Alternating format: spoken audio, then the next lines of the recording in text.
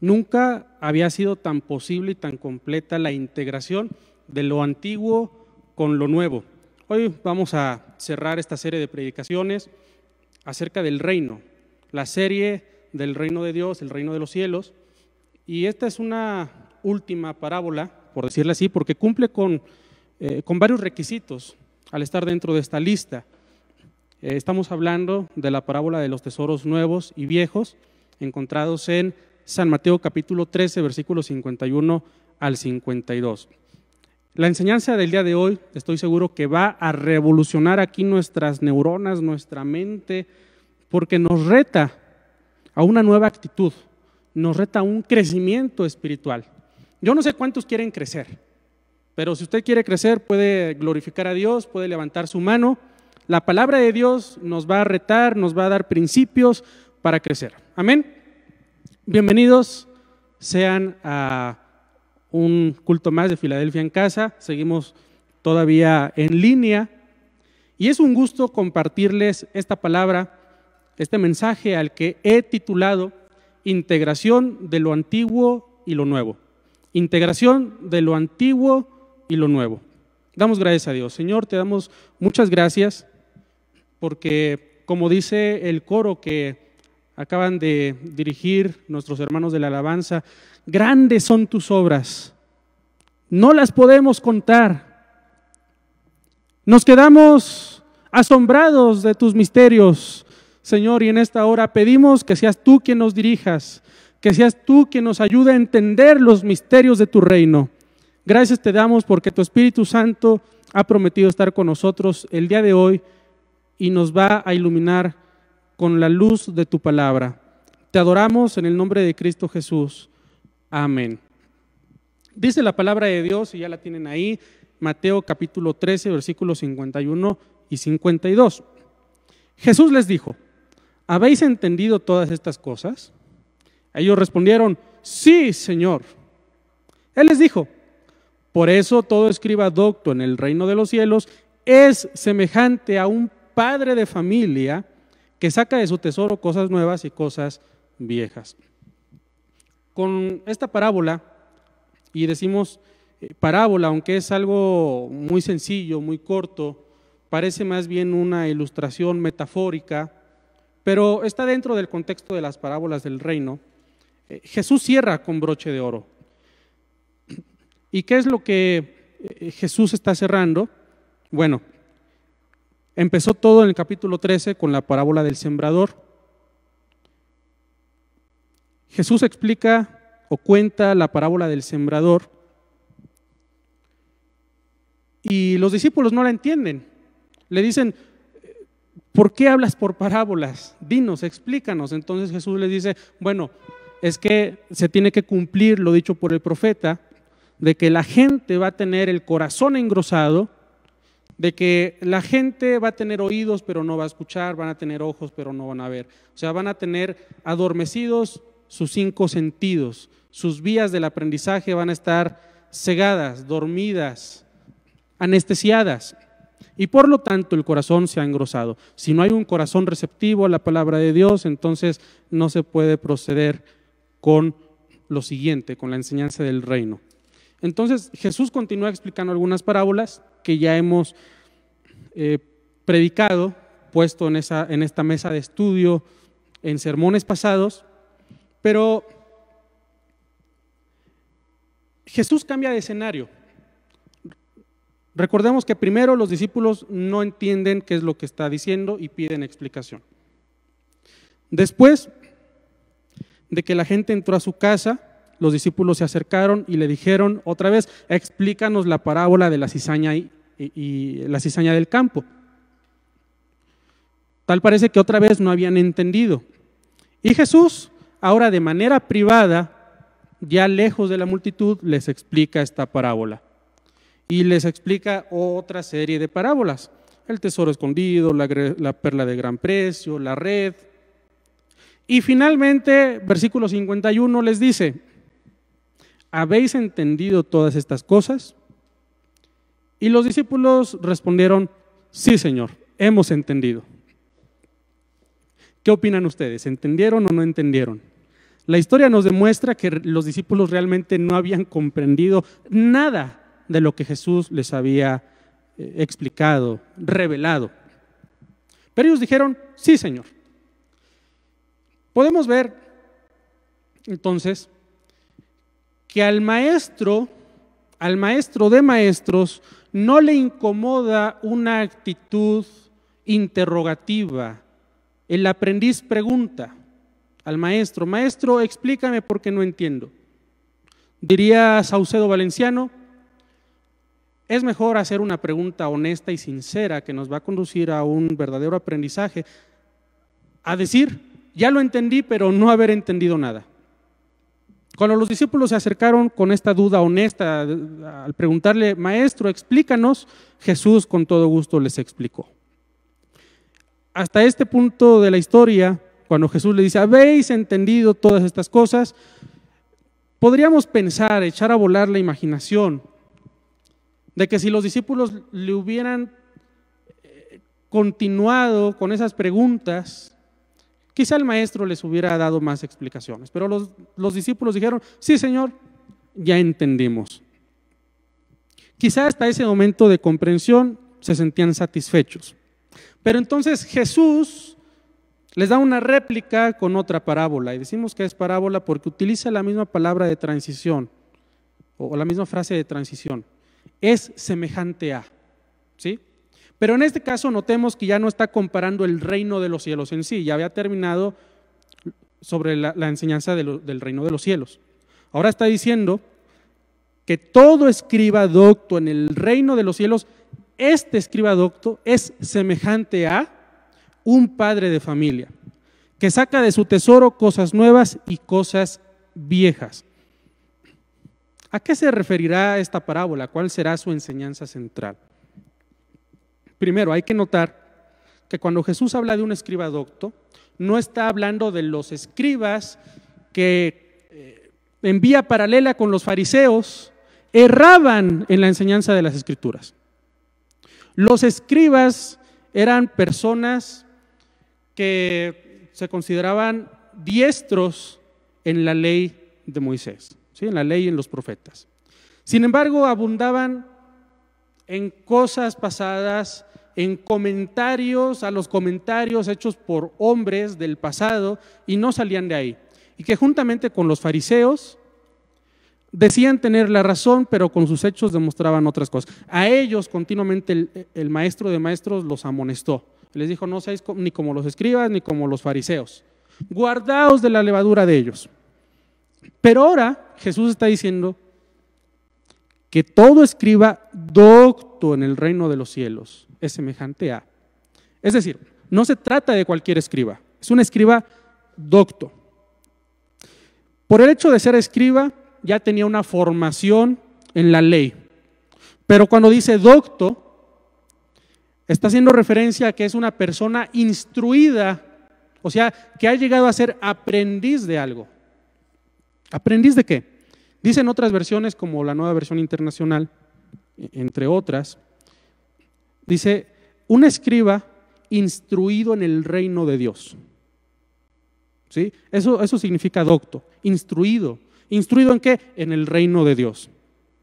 Entonces tenemos a un escriba que ya tiene una formación antiguo testamentaria, pero tenemos que es docto porque ha sido también instruido en el reino de Dios.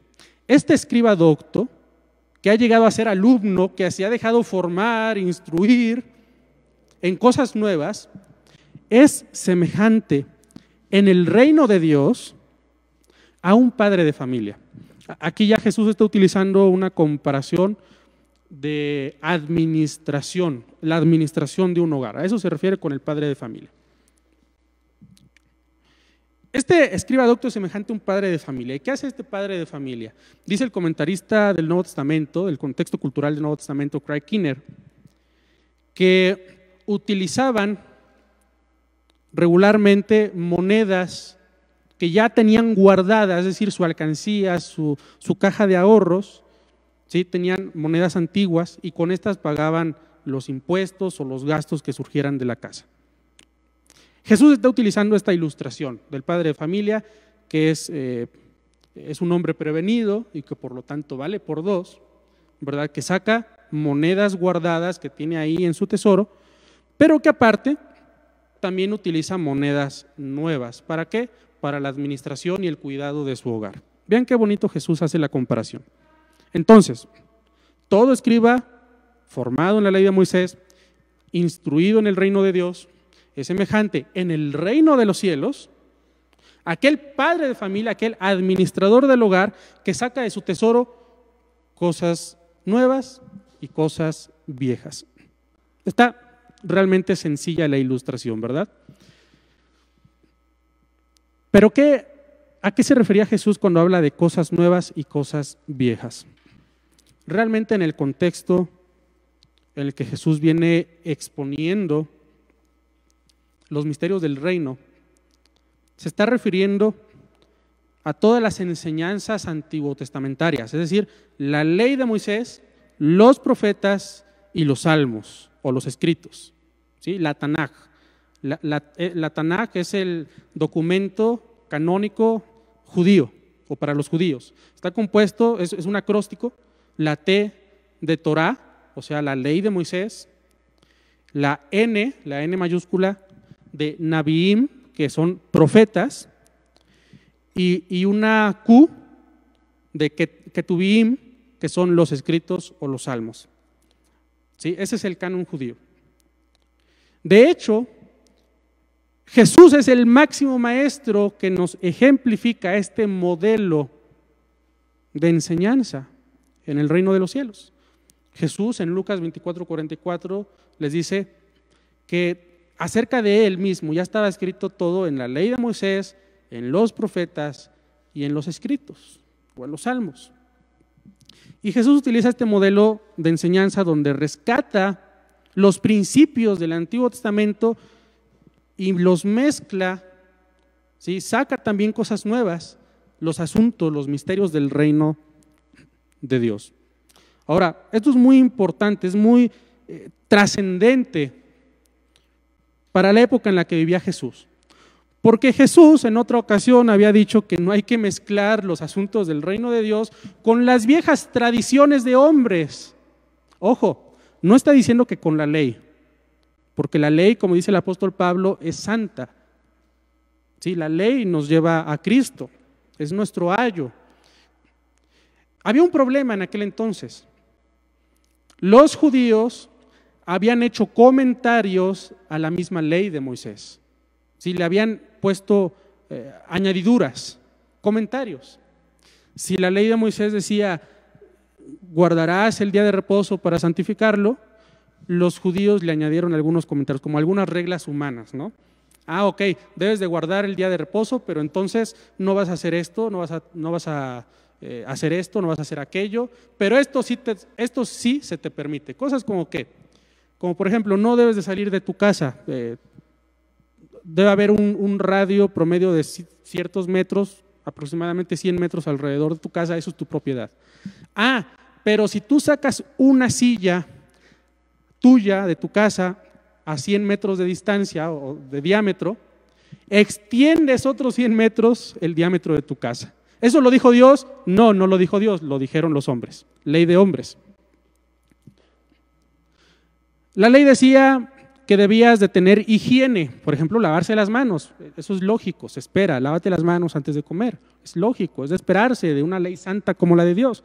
Ah, pero los hombres habían dicho, no, lávate las manos 7 veces, porque eso significa perfección. Entonces Jesús cuando dice que no hay que mezclar lo nuevo con lo antiguo, se está refiriendo a las tradiciones de hombres. Pero en este pasaje pone en un pedestal superior la ley de Dios. Y nos encontramos con esta actitud que debe tener aquel que pertenece al reino de los cielos. Y de aquí podemos sacar algunas enseñanzas, algunas aplicaciones, como cuáles. Primero, nosotros ahora como gentiles, que no tenemos una formación como los judíos, ¿verdad? Los judíos desde pequeños ya eran formados en la ley de Moisés, a los 12 años ya tenían que conocer de memoria los rudimentos básicos de la ley. Nosotros no tenemos esa formación. A duras penas nos sabemos el Salmo 23 a los 24, 25 años de edad. Y por ahí el más docto, el Salmo 1, ¿verdad? El Salmo de memoria. Pero no tenemos una formación como los judíos. Entonces, ¿qué nos corresponde a nosotros? Debemos de tener esa habilidad espiritual, intelectual, de meter la mano en los tesoros antiguos, antiguo testamentarios y sacar las riquezas del reino de Dios. ¿Sí? Hay que ver a Cristo en la ley. Hay que ver qué dice Dios de su reino en los profetas. Hay que ver qué dice Dios acerca de su misterio salvífico en los Salmos, en Proverbios, en Eclesiastés. Pero ¿verdad que a veces son libros que pasamos por alto? No los comprendemos. Entonces debemos tener esa habilidad, buscar la ayuda del Espíritu Santo, tener esa habilidad de ir a las riquezas y las profundidades del Antiguo Testamento para comprender quién es Dios. Pero al mismo tiempo debemos tener esa habilidad de comprender las nuevas enseñanzas que Jesús dejó juntamente con los apóstoles, que el Espíritu Santo inspiró, el Nuevo Testamento, y hacer una obra en conjunto, una integración. Hay algo aquí que yo observo, a lo que yo me atrevo a llamarle la pedagogía del reino. No sé si soy el primer autor en nombrar así la pedagogía del reino como tal. Habría que hacer un estudio del arte para encontrar de dónde viene el concepto. Pero sí hay otros autores que hablan precisamente de estos principios pedagógicos que encontramos en las enseñanzas del reino. Y es que en el contexto filosófico griego ya estaba muy agotada la filosofía. Por ejemplo, Sócrates dijo: solo sé que no sé nada. ¿Y por qué decía eso? Porque se daba cuenta que entre más conocía, más se daba cuenta que poco conocía. Era y dejaba de ser, decía Heráclito, porque nunca se llegaba al conocimiento absoluto. Ahora, en la actitud del aprendizaje está bien un desprenderse de lo que ya tenemos previamente para adoptar algo nuevo. Sin embargo, los griegos llegaron al extremo del escepticismo, de dudar de su propia duda. Y con esto agotaron ya todos los elementos de la filosofía y del conocimiento y del aprendizaje. Ahora Jesús está poniendo un principio superior a través de la pedagogía de su reino. Porque Jesús no dice vacíate o desaprende para aprender. Jesús dice integra lo antiguo con lo nuevo con lo antiguo. Suma. La pedagogía del reino es sumativa, se te añade. No resta, no quita, añade, suma. ¿Qué más podemos aprender? Debemos tener una actitud receptiva. Ya vimos desde el inicio del capítulo 13 con la primera parábola, la parábola del sembrador. Ya vimos que debemos tener atentos y despiertos nuestros sentidos para escuchar la voz de Dios en su palabra, tener un corazón que acepte su reino. Pero ahora debemos tener una actitud de un continuo aprendizaje. En alguna ocasión escuché a una persona que decía algo parecido a esto. Él mencionaba que ya no va a aceptar ningún otro curso, ninguna otra enseñanza, no hay que inscribirse al instituto bíblico, no hay que ir a capacitaciones de liderazgo o cursos teológicos, porque ya todo lo ha aprendido, porque ya todo lo sabe. Porque ya lo aprendió de tal o cual predicador o porque ya lo aprendió en un libro. Y entonces se niega a recibir nuevos conocimientos. Esto no es la actitud del reino. La actitud del reino dice: yo necesito más de Dios. Hay algo que se conoce como la filosofía o la teología negativa. En esta abundó Filón, Clemente, otros maestros de Alejandría, el mismo Agustín de Hipona, Tomás de Aquino, y hasta teólogos modernos como Karl Barth. ¿Y qué es la teología negativa? Es llegar al conocimiento de Dios a través de lo que no es. Y esto simplemente es un modelo de aprendizaje, llegar a lo que sí es a través de lo que no es. Entonces, ¿cómo podemos sacar la enseñanza de lo que sí nos quiere decir este pasaje? Yo creo que es un buen ejemplo para utilizar este modelo de aprendizaje a través de lo que no se debe de hacer. ¿Qué es lo que no se debe de hacer? Como les decía, con este ejemplo, cerrarse a nuevos conocimientos. Debemos ir integrando lo nuevo y se van formando nuevas bases, nuevas estructuras cognitivas en nosotros. Ahora ya sé algo, pero eso no significa que lo sepa todo, necesito más. Y cuando el Señor me enseña algo nuevo, lo integro a lo antiguo. Es una actitud de continuo aprendizaje. ¿Qué otra cosa no es lo que nos dice este pasaje? Bueno, hay algunos que se van a extremos. Algunos que se van solamente a las enseñanzas del Antiguo Testamento y quieren judaizarnos. Eso no es. Hay otros que dicen, no, en el Antiguo Testamento no encontramos nada, lo nuevo es la dispensación de la gracia, el Nuevo Testamento, el Antiguo Testamento está obsoleto, ya no sirve. Esa actitud tampoco nos sirve aquí. Debemos tener esa habilidad integrativa, sumar lo antiguo con lo nuevo, sacar las riquezas del Antiguo Testamento con las enseñanzas del Nuevo Testamento y aparte nosotros mismos tener una actitud receptiva de continuo aprendizaje.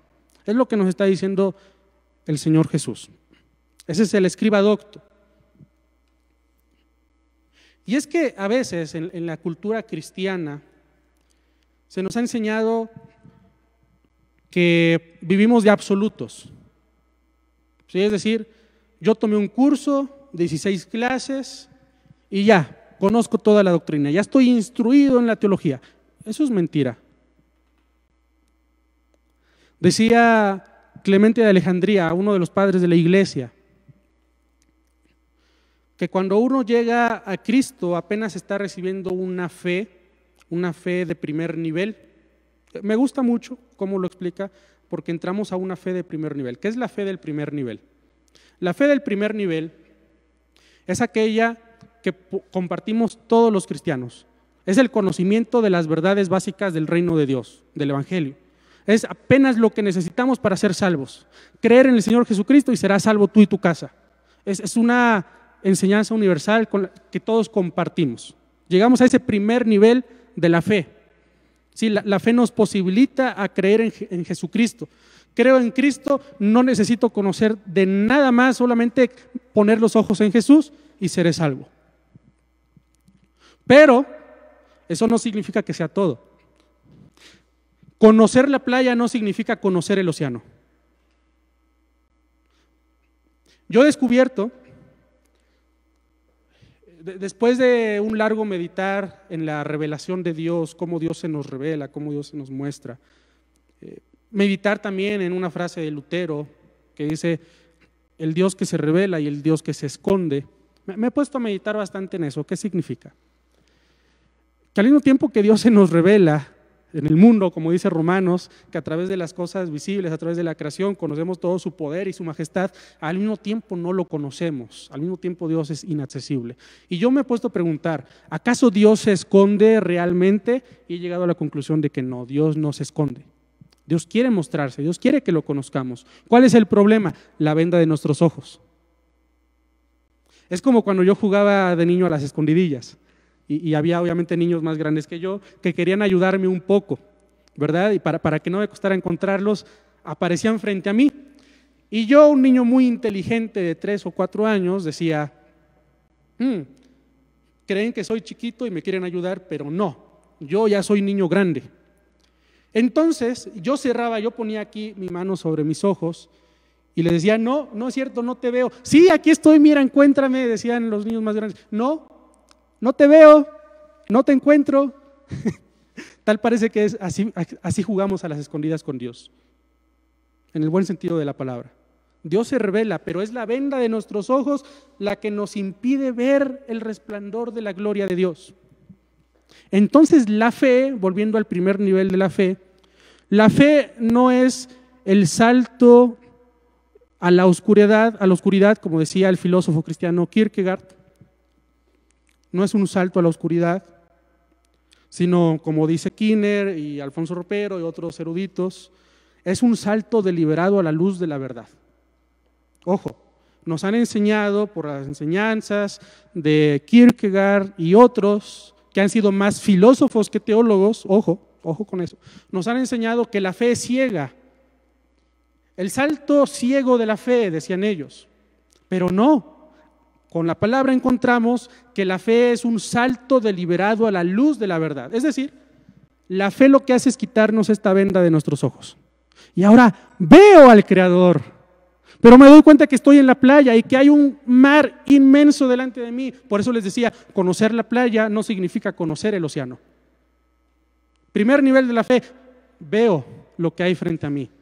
Pero necesitamos, decía Clemente de Alejandría, necesitamos un segundo nivel, a lo cual le llamaba la gnosis cristiana, el conocimiento cristiano. ¿Qué es esto? Ya con la fe veo las verdades básicas del Evangelio. Ahora necesito sumergirme en el conocimiento de Dios. Crecer en el conocimiento de Dios.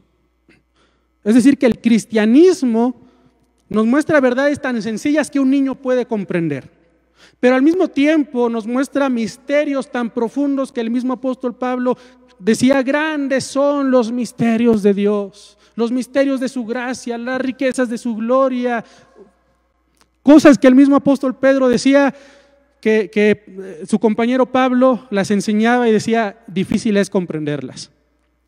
Es una sabiduría que excede a todo conocimiento. Entonces el segundo nivel del conocimiento cristiano implica sumergirse en el océano de quién es Dios. Y el tercer nivel, decía Clemente, consistía en la caridad.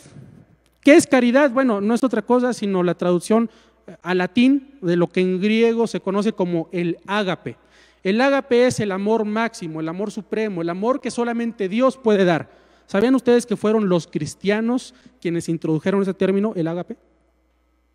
Era un imposible para los griegos, pero los cristianos lo hicieron posible, el ágape, por el amor de Dios y por el amor cristiano. Y esto se traduce en latín como caritas, caridad, y de ahí Clemente menciona que primero es el nivel de la fe, primer nivel.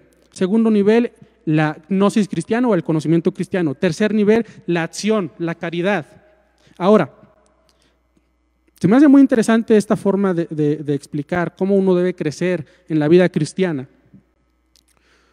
porque prácticamente lo que se nos está diciendo es que no podemos llegar a las buenas obras, no podemos llegar a la caridad, no podemos llegar a un evangelio práctico si no pasamos por el conocimiento de quién es Dios. Yo tengo un mal recuerdo, es un fracaso grosso y cruel. Cuando yo era niño me atreví a plantar un naranjo. Miren, aquí voy a contar testimonios, pero no se lo cuenten a nadie. Si prometen que se queda aquí, que no se va a divulgar por las redes, se los cuento. ¿Ok? De niño me atreví a sembrar un naranjo. Puse las semillas, todo muy bien, en un vasito, tierra, agua, sol. Y poco a poco fue creciendo la plantita, era un naranjo. La planta creció, hace poco lo comentábamos en familia, yo recuerdo que no llegaba ni a la mitad de mí, mis papás dicen que sí, que llegaba un poquito más del metro, llegó a ser una planta grande. Pero esta planta, fíjense, ya era un naranjo,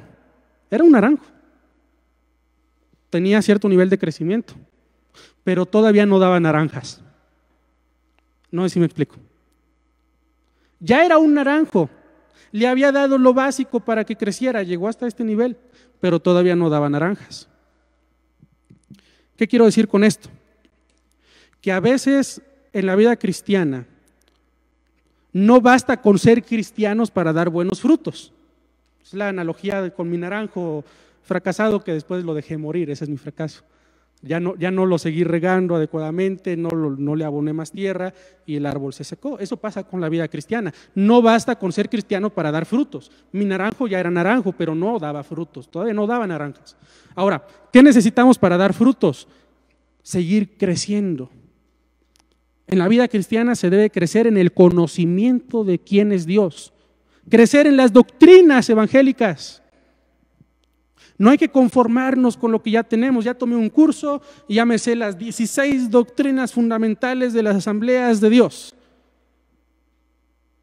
No, eso es apenas lo básico, es apenas estar frente a la playa. Necesitamos un conocimiento más profundo de quién es Dios. Y esto nunca se agota, nunca agotamos el conocimiento de Dios. Y esto es lo que el Señor Jesús está diciendo.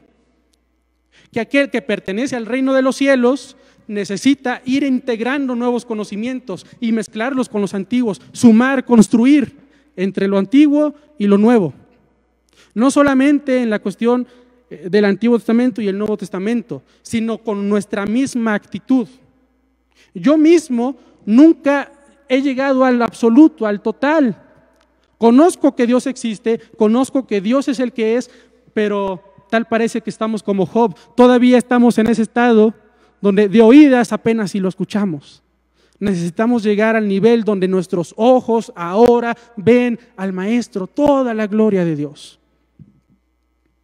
Y para llegar a ese nivel en el reino de los cielos, necesitamos la integración de lo antiguo con lo nuevo. Es una actitud continua de aprendizaje. No podemos cerrarnos a los absolutos, a lo que ya tenemos. Necesitamos crecer, conocer más y más de Dios. Les decía que los griegos se quedaron en un nivel de duda existencial, y que después agotaron esto, se cansaron, llegaron a un escepticismo. ¿Por qué? Porque no tenían una base firme, no tenían una brújula. Es decir, la actitud era la correcta, la actitud de aprender cosas nuevas. Pero sin brújula llegaron hasta un escepticismo exagerado. Duda de tu duda. Es decir, estoy dudando, pero debo de dudar si en esta hora estoy dudando, porque ¿qué tal si no estoy dudando, si no solamente me hacen creer que estoy dudando? Llegaron a ciertos sofismos inexplicables y sin sentido. Pero lo que viene a hacer el Señor Jesús en ese contexto es decir, no, el aprendizaje es integrativo. Recapitula todo lo que tienes en tu vida, tus experiencias, lo que conoces del Antiguo Testamento. No lo sueltes, no dejes que se pierda en la mar, pero al mismo tiempo adhiere, suma cosas nuevas, aprendizajes nuevos. Me gusta cómo dice Saucedo al respecto, cuando habla de esta pedagogía del reino. Vive el presente y enfrenta el futuro con las experiencias del pasado. Necesitamos reinventarnos en Cristo. Necesitamos llegar como niños delante de Dios y decirle, Señor, enséñame más de tu palabra. Sé que tú existes. Sé que tú eres grande y más grande que cualquier cosa que yo pueda imaginarme. Pero aún necesito conocerte. Solamente cuando llegamos con esa actitud de sentarnos al lado del Maestro para aprender de Él, para decirle, Señor, muéstrame tu gloria. Me imagino al Señor diciéndonos, pero te la mostré ayer, pero si ayer platicamos, ¿no te basta? No, no me basta, Señor, necesito más de ti. Cuando hacemos esto, seremos semejantes al padre de familia que saca de su tesoro cosas nuevas y cosas viejas. Por último, cuando el Señor Jesús enseñó esta parábola, no se estaba conformando solamente con la actitud de aprender, porque de nada sirve aprender solamente para aquí, abultar mi cabeza, mi cerebro. Lo que Jesús estaba diciendo es que el padre de familia provee para los suyos. Primero nos convertimos en escribas doctos, instruidos en el reino de Dios. Pero nos hemos instruido para instruir a otros. ¿Sí me explico con esto? Nos instruimos para enseñar a otros, para mostrarles el camino. Pero ¿qué camino les vamos a mostrar si nosotros no nos hemos atrevido a recorrerlo? Necesitamos nosotros crecer en Dios para ayudar a otros, para ser como este padre de familia responsable, que para enseñar a otros saca de su tesoro cosas nuevas y cosas viejas. Y tenemos una enseñanza integral del Antiguo Testamento, el Nuevo Testamento. Experiencias previas con conocimientos nuevos. Aquí podríamos hablar otra vez de varios niveles de predicación y de discipulado.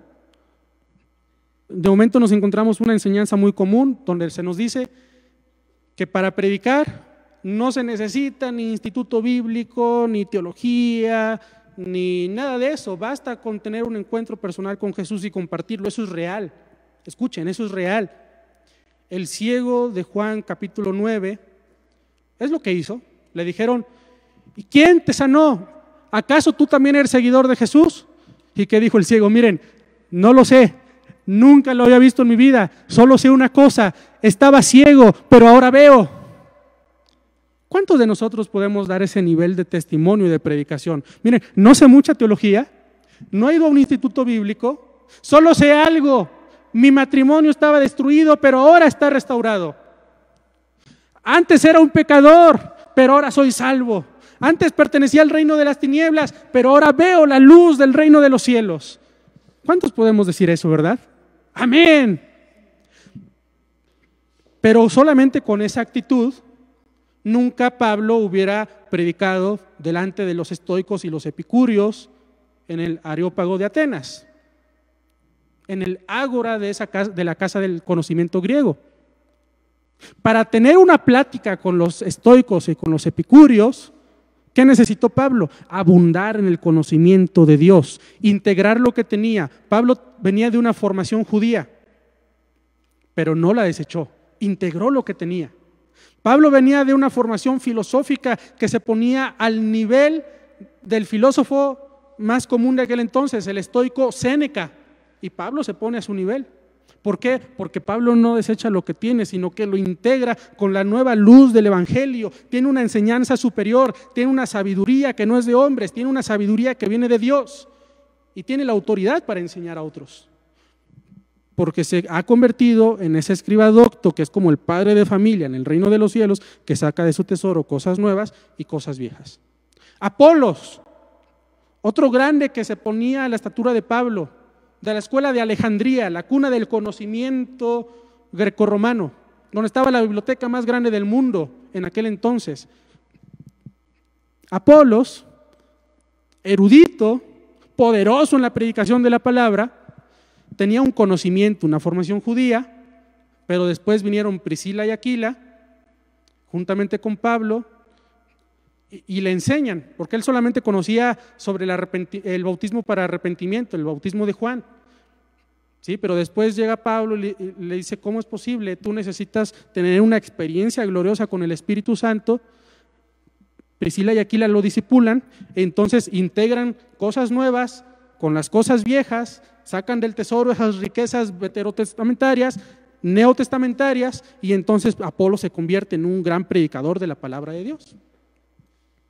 Si nosotros queremos llegar a esos niveles para ser usados por Dios, descubrir nuevos talentos, descubrir nuevos ministerios, servir a nuestra ciudad que tanto necesita la predicación de la palabra, necesitamos tener esa actitud.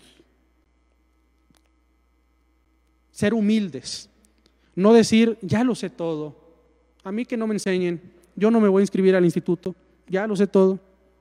No, necesitamos integrar lo nuevo con lo antiguo, lo que ya sé con algo nuevo, y cuando tenemos un nuevo conocimiento, este pasa a ser antiguo y entonces lo sumamos con otros nuevos conocimientos. Esa es la pedagogía del reino. Mis amados hermanos,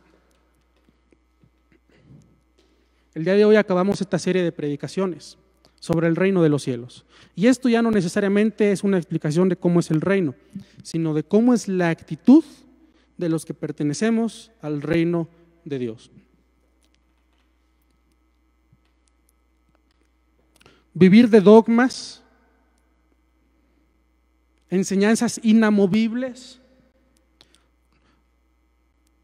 nos hace igual de soberbios que los que adoran ídolos.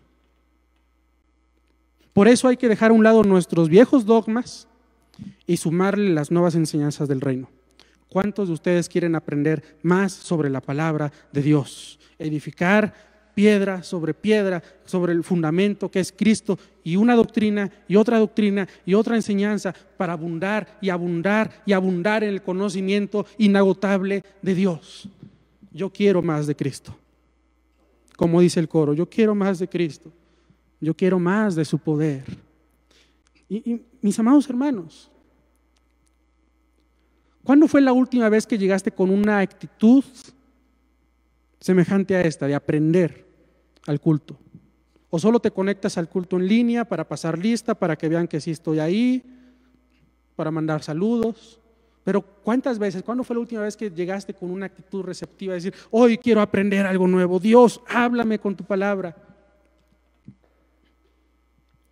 ¿O es que necesitamos ir a un congreso con un erudito, con un predicador de Colombia, de Argentina, de España, de Estados Unidos, que venga y que nos hable para entonces decir, wow, ahora sí aprendí? ¿No será que tu pastor te lo ha estado diciendo por 30 años? Pero miren, no veo, cierro mis ojos. Pero luego vamos con un gran expositor de la palabra y ahora sí aprendí. Esa no es una actitud del reino. Una actitud del reino es una actitud humilde, que procura integrar lo nuevo con lo antiguo. Siempre podemos aprender de la exposición de la palabra de Dios. Siempre necesitamos crecer en el conocimiento de quién es Dios. ¿Quieren orar conmigo ahí donde están? ¿Quieren alabar el nombre de Dios? ¿Quieren decirle, Señor, necesito más de ti? Más de tu palabra, más de tu poder. Necesito ver tu gloria. No desecho las experiencias antiguas. No desecho de cuando el Espíritu de Dios me tocó. Eso marcó mi vida. Fui bautizado en el Espíritu Santo y fuego. Caí al piso de rodillas, derramando lágrimas. Eso está en el pasado. No quiere decir que lo olvide, no quiere decir que lo deje, pero necesito integrar cosas nuevas a mi experiencia cristiana. Necesito una nueva revelación de Jesucristo. Ayer platiqué con el Señor, sí, pero no me bastó. Necesito más y más de Dios, más de su presencia, más de su poder. No me quiero quedar en la playa, quiero meterme a las profundidades del océano del conocimiento de Dios. Leí un libro del Espíritu Santo, sí, pero ahora necesito más, una experiencia personal con Él. Ya lo sé todo, felicidades, ahora compártelo con otros. Ahora instruyamos a otros. Seamos escribas doctos, instruidos a la luz de las Escrituras, para compartir las verdades del reino, para no quedarnos callados, para tener siempre un tema de conversación, para enseñarle a la gente quién es Dios. Oh Señor, te adoramos en esta hora. Gracias por tu bendita palabra. Síguenos guiando. Toca nuestros corazones, Señor. Quita de nosotros la soberbia del sabelotodo, de los dogmas. Quita de nosotros esos excesos de buscar también siempre lo nuevo y lo nuevo sin fundamentarnos en lo antiguo. Ayúdanos, Señor, a ser conforme a tu corazón, conforme a los estándares de tu reino. Gracias te damos. Bendigo a mis hermanos en el nombre bendito y precioso de Cristo Jesús. Amén. Vamos a alabar al Señor con este coro que sigue.